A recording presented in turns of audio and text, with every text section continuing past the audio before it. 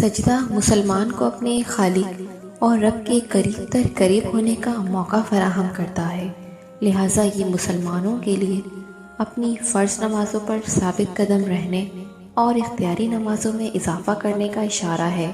رسول اللہ صلی اللہ علیہ وآلہ وسلم کی بہت سی دوسری احادیث بھی ہمیں سجدہ کرنے کے بہت سے فوائد اور برکات بتاتی ہیں۔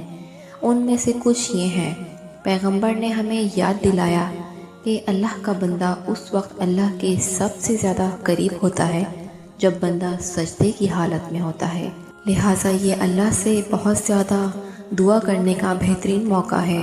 اب چاہے وہ تہجد کی نماز کا سجدہ ہو یا کسی بھی وقت کی نماز کا سجدہ، حدیث کے مطابق ہے کہ اللہ کا بندہ اپنے رب کے سامنے سب سے زیادہ قریب سجدے کی حالت میں ہوتا ہے، اس لیے دعا کو زیادہ لمبا کیا کرو تاکہ سجدہ بھی لمبا ہو سکے۔ رسول اللہ صلی اللہ علیہ وآلہ وسلم نے ہمیں یہ بھی یاد دلایا کہ جو شخص اللہ کے سامنے اپنے آپ کو عاجزی و انکساری سے پیش کرتا ہے، اللہ اس کے درجات کو بلند کر دیتا ہے۔ رسول اللہ صلی اللہ علیہ وآلہ وسلم فرماتے ہیں کہ جو اللہ تعالیٰ کے سامنے عاجزی اختیار کرے گا، اللہ تعالیٰ اس کے درجات بلند فرمائے گا، اس لیے کہ اللہ کے لیے اللہ کو سجدہ کرنا، سجدہ کثرت سے کیا کرو، کیونکہ کوئی مسلمان ایسا نہیں جو اللہ کو سجدہ نہ کرے۔ اللہ تعالیٰ اس ایک سجدے کے ذریعے اس کا ایک درجہ جنت میں بلند کر دیتا ہے اور اس کے گناہوں کو بھی معاف فرما دیتا ہے۔ سورہ فتح کی آیت نمبر 29 میں ہے کہ تم انہیں رکوع اور سجدے میں گرتے ہوئے دیکھتے ہو، اللہ کے فضل اور اس کی خوشنودی کی تلاش میں۔ ان کے یعنی ان کے ایمان کا نشان ان کے چہروں پیشانیوں پر سجدے کے نشانات سے ہوتا ہے۔ علماء کا کہنا ہے کہ نشان سے مراد جسمانی نشان کی بجائے خشوع عاجزی ہے۔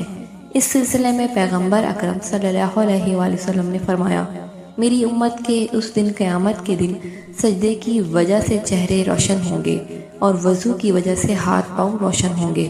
سجدے میں نماز کی حالت میں کثرت سے دعا مانگنی چاہیے، البتہ نماز سے باہر صرف اور صرف دعا کی خاطر سجدہ کرنا مستحب نہیں ہے۔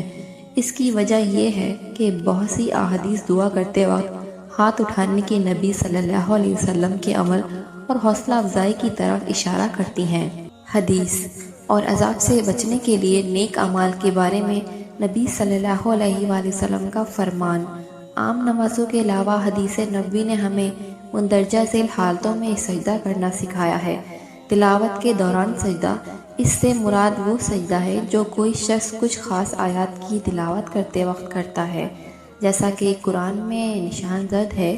سجدہ شکر کا سجدہ، اس سے مراد وہ سجدہ ہے جب کوئی شخص اللہ کا شکر ادا کرتا ہے۔ رسول اللہ صلی اللہ علیہ وآلہ وسلم نے یہ سجدہ متعدد مواقع پر کیا جب آپ کو کوئی خوشخبری ملی۔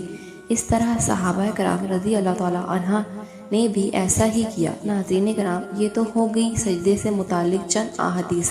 اب آئیے جان لیتے ہیں کہ 10 منٹ طویل سجدہ کرنا اپنے اندر کیا کیا فوائد رکھتا ہے۔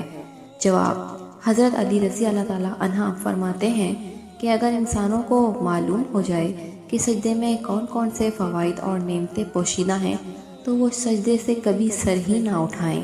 10 منٹ کا یہ سجدہ دوران نماز بھی کیا جا سکتا ہے اور نماز کے بغیر عام حالات میں بھی 10 منٹ طویل سجدے میں جا کر اپنے لیے خیر و عافیت اور صحت و سلامتی کی دعائیں بھی کی جا سکتی ہیں۔ دنیا بھر کے ماہرین طب، جن میں مسلم اور غیر مسلم سب ہی ہیں، انہوں نے اپنے طویل تجربے کے نتائج بیان کرتے ہوئے کہا ہے کہ دماغی کمزوری کو دور کرنے کا واحد طریقہ 10 منٹ کا طویل سجدہ ہے۔ ہمارا دل خون کو دماغ تک اتنے اچھے طریقے سے پمپ نہیں کرتا جتنے اچھے طریقے سے دل اس وقت پمپ کرتا ہے جب ہم سجدے میں ہوتے ہیں۔ بڑھاپے میں نسیان کی بیماری عام ہے، اس کو دور کرنے کا سب سے بہترین طریقہ طویل سجدہ ہے۔ رائنائٹس یعنی ناک کی سوزش کی الرجی کا حل بھی یہی ہے، کیونکہ دماغی کمزوری ہی کی وجہ سے یہ اہم پرابلم پیش آتی ہے۔ جن لوگوں نے اس کو آزمایا ہے، چند ہی طویل عرصے میں سجدہ کرنے سے ان کا یہ مسئلہ حل ہو گیا ہے۔ سجدہ 5-10 منٹ لمبا کرنے سے آدمی کے بہت سے مسائل حل ہو جاتے ہیں۔ چہرہ خون کی صحیح طریقے سے سپلائی کی وجہ سے تر و تازہ اور شاداب رہنے لگتا ہے اور بڑی عمر کے بہت اثرات کم ہو جاتے ہیں۔ چہرے سے تقریباً 70% تک تو ختم ہی ہو جاتے ہیں۔ بالوں کو وقت ضرورت خون ملنے سے سر کے بال گرنے بھی کم ہو جاتے ہیں۔ بلغم اور ریشہ بھی بالکل جاتا رہتا ہے۔ بینائی، قوت سماعت کی کمزوری، ضعیف بصارت، آنکھوں کی کمزوری اور کانوں کے سے مسائل بھی ختم ہو جاتے ہیں۔ آنکھوں کے نیچے کالے حلقے بھی غائب ہو جاتے ہیں۔ 10 منٹ کے ایک طویل سجدے میں بہت سی بڑی بڑی بیماریوں کا علاج ہے۔ یورپ کے بڑے بڑے ڈاکٹر بھی جن بیماریوں کا علاج کرنے سے قاصر رہے، ان سب بیماریوں کو دور کرنے کا مؤثر ترین علاج طویل سجدہ ہے۔ اس کا طریقہ یہ ہے کہ دونوں پلکوں کے درمیان پیشانی والی جگہ کو سجدے کی جگہ رکھ کر سجدہ کیا جائے تو اس کے بہترین نتائج برآمد ہوتے ہیں۔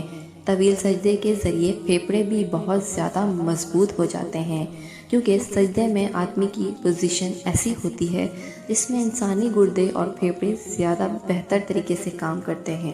ہر طرح کی نئی ویڈیوز دیکھنے کے لیے ہمارے چینل کو ابھی سبسکرائب کرنے کے ساتھ بیل آئیکن کو دبائیں تاکہ ہر نئی آنے والی ویڈیوز کی نوٹیفیکیشن آپ کو مل سکے۔